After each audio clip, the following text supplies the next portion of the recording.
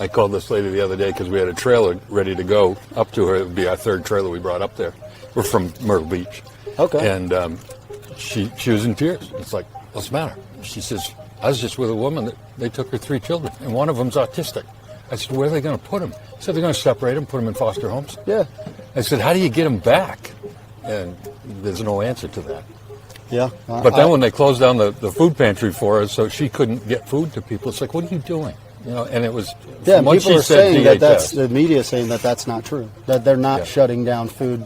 They didn't shut it down. They took it over. Taking them over. They're saying they're not doing that.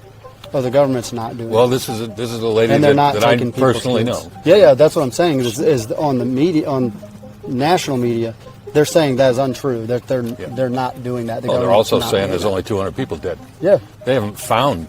I think most of them. The last report I saw was like 230. That was probably 5 weeks ago. They stopped reporting deaths. Yeah. And I know for a fact more than that have been found since I've been here. They're still finding them along the river. Oh yeah. Didn't you just said they found a lady with 4 kids in her van, dead? Yeah, in Swannanoa, like what? That place is week? bad. Yeah, That was a week ago. I've been over there twice now. And that's bad. every day. In areas out here, they're finding groups of bodies. Still finding pieces But up in only trees. 230 from the entire storm across all the states. This lady that I know in Elizabethton was talking to a fire chief that she knows. Yeah. And he says, we're stacking them up in a warehouse. Yeah. We don't even know who they are. Yep. That's what I've heard. And we've heard that from people that way. Like, that lady just got very heated about. Well, she said she used to work for FEMA. So I'm like, okay, this isn't biased at all. Yeah. And then she's like, oh, well, every personal, like, private truck you see pulling a trailer with debris in it and things like that, they're getting paid by FEMA.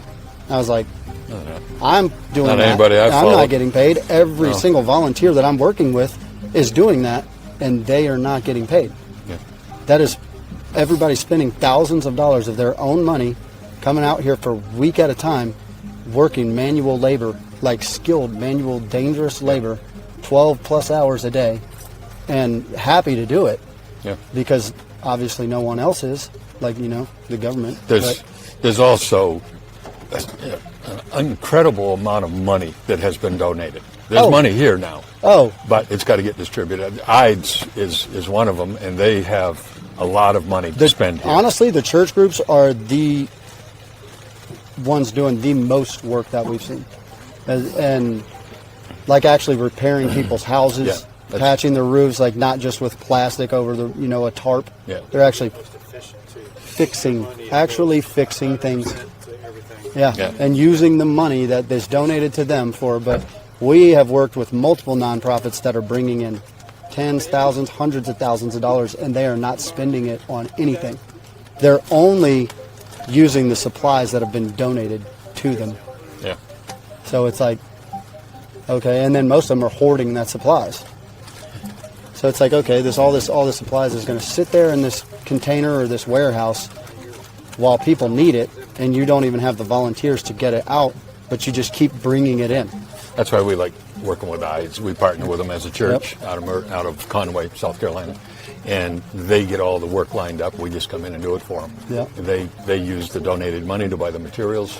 Church groups, church volunteer groups, and like Samaritan's Purse has done.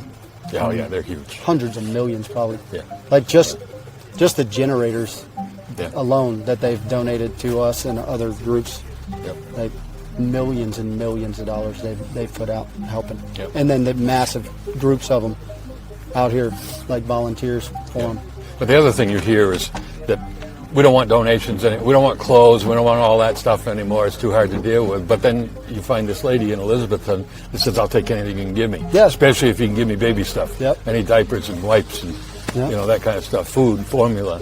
Yeah, and I try to explain to that lady, like Hurricane Katrina, FEMA was there, hunkered down before the storm, National Guard was there, and then once it passed, it was freaking medical stations, like tens of thousands of FEMA trailers that families could move into. And then, her response was, no one had a clue what was going to happen here.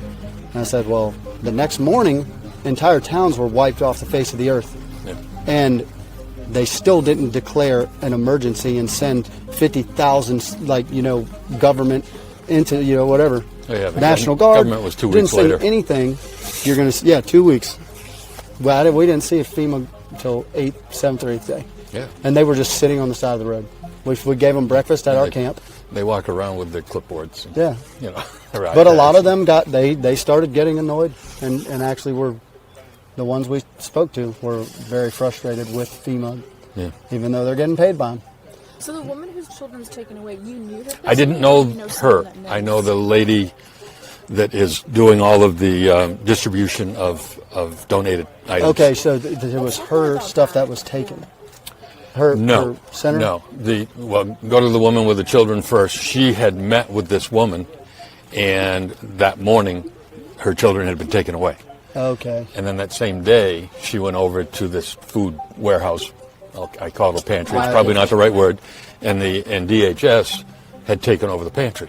Okay. So now you have to go through the government forms to get stuff to take out to distribute yourself, and they wouldn't give her anything. So she's been getting loads of it and bringing it when it was privately run. Yep. So who took them away? DHS is what she told me. Department of Homeland Security, because they were homeless, living in a tent. Yep. And they didn't take the mother. Like it was just... They didn't take the mother. Why don't you take the family? Yeah. You know, put them in a hotel. We're trying to we're trying to get campers for people, but all these organizations that are, it just seems like they're for profit. They're not nonprofits. They offer. I had multiples of them reach out to me for camper donations because I posted a guy with he's got 2 new litters of puppies. He was a caretaker for his friend. His friend was airlifted out right after the storm. He refused to go, stayed with the dogs. We went to do a wellness check on him like 12 days later and found him in the dogs, and he was like, "Oh, I'm good. I just need some beanies and weenies." Yep. And then he's in dog food and stuff. So we took him, got him supplies, and then we went back to bring him more supplies. And he said that his friend had passed away, his wife, his mom, 2 of his nephews, some of his cousins, and then since his friend passed away that he'd been taken care of for 2 years, his family told him they're selling the property, and he had to leave. And he had till the 1st of November to get off the property, even though he took care of that guy for 2 years. And so we were trying to find him a camper. We fixed his truck. His truck wasn't running, and we fixed it, put a new radiator and water hoses in it and all that. And so got his truck running. I was like, if we can just get him a pull-behind camper, he doesn't have to have any property. Yeah. So... Yeah, there are places he can park. At least that would help. So I posted a video of this and got people reaching out to me. Hey, we've got campers. I've got 8 campers. And then I'm like, okay, well, and they're like, oh, well, we need to meet him. We need to go over all this paperwork and his background and where the camper is going to go. And I was like, this guy doesn't have any property. He's homeless. And a lot of these people are renting property.